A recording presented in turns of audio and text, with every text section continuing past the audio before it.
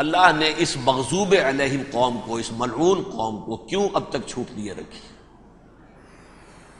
میں بتا چکا ہوں یہ بڑے عذاب کے مستحق ہو چکے تھے حضرت عیسیٰ علیہ السلام کے زمانے میں، چھوٹ دی ہے ابھی تک ہے، بلکہ ایک مرتبہ ابھارا ہے، 1900 برس کے بعد ابھرے ہیں یہ،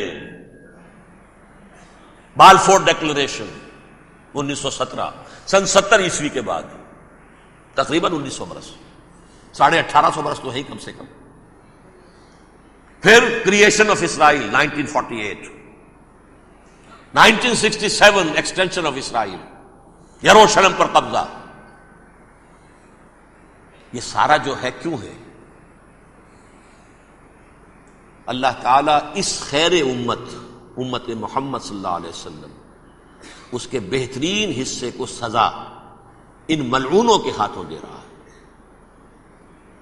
کیوں؟ جو جرم انہوں نے کیا تھا وہی ہم نے کیا۔ انہوں نے اللہ کی کتاب کو پیٹھ کے پیچھے پھینکا، نبذ فریق من الذین اوتوا الکتاب کتاب اللہ وراء ظہورہم، ہم نے اپنی پیٹھوں کے پیچھے پھینکا کہ نہیں؟ کولونیل رول سے آزاد ہوئے، کہیں اسلامی قانون نافذ کیا، کہیں اسلامی نظام قائم کیا؟ تو جو جرم ان کا تھا وہی ہمارا ہے، اور ہم خیر امت ہیں، اور ہمارے میں سے خیر ترین عرب ہیں، ان پر اللہ کا فضل، ان کی مادری زبان میں اللہ کی کتاب موجود ہے۔ پھر انہوں نے اللہ کے دین کو پیٹھ دکھائی۔ جو ملک آزاد ہوا کولونیل رول سے، یا اس نے قبلہ کر لیا اپنا ماسکو کی طرف، یا کر لیا واشنگٹن کی طرف، کسی نے مکے کو قبلہ بنایا، یہ بدترین سزا ہے۔ ویل للعرب من شر قد اقترب۔ اور ترمذی شریف میں تو یہاں تک روایت ہے، من اقتراب الساعۃ ہلاک العرب، قیامت کے قرب کی ایک نشانی یہ بھی ہوگی کہ عرب ہلاک ہو جائیں۔ ایک حدیث میں الفاظ آتے ہیں کہ حضور نے جب کہا یہ ہوگا یہ ہوگا یہ ہوگا، یہ بربادی آئے گی، تو کسی زوجہ محترمہ نام میں بھول رہا ہوں، انہوں نے پوچھا کہ عرب اس دن کہاں ہوں گے؟ فرمایا العرب یومئذ قلیل، بہت کم ہوں گے۔ آخری خاتمہ ہونا ہے یہود کا حضرت مسیح علیہ السلام کے ہاتھوں، وہ عذاب جو 2000 برس تک ان سے ٹلا رہا وہ آئے گا، اور ان کے رسول ہی کے ہاتھوں آئے گا۔ لیکن اس سے پہلے مسلمانوں پر یہ عذاب آ رہا ہے، ہولوکاسٹ کے درجے کا عذاب آ رہا ہے۔ البتہ ہم پاکستانی اس میں یوں سمجھ لیجئے کہ وہ تو خبریں موجود ہیں احادیث میں، وہاں تو جو ہونا ہے، اتنے انسان مریں گے، اتنے انسان مریں گے کہ ایک پرندہ جو ہے اڑتا چلا جائے گا، وہ نہیں چاہے گا کہ نیچے اترے تو کسی لاش پر اترے، اسے جگہ نہیں ملے گی زمین خالی کر کہیں اتر سکے، تھک ہار کر گرے گا، مرے گا تو بھی لاش کے اوپر گرے گا۔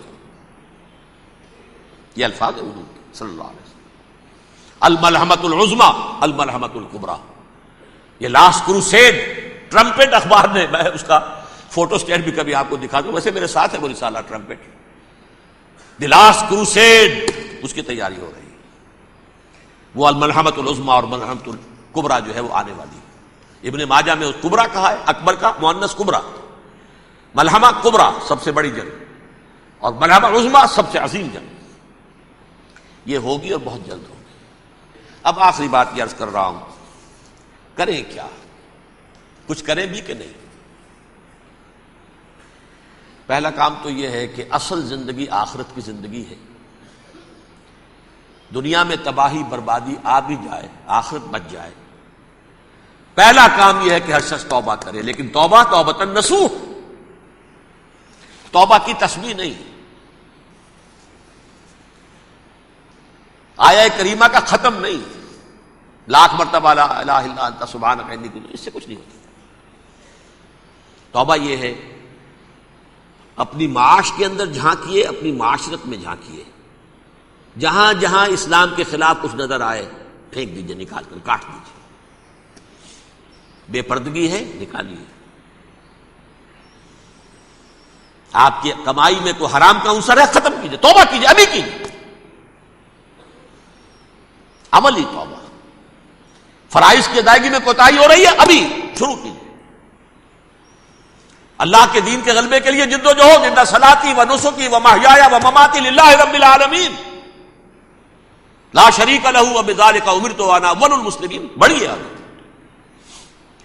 اگر میرے اور آپ کے کیے کچھ نہ ہوا تب بھی کم سے کم میری اور آپ کی آخرت تو بچ جائے گی، عاقبت تو بن جائے گی. اخروی عذاب، سب سے بڑا عذاب، دائمی عذاب، اس سے ہم بچ جائیں.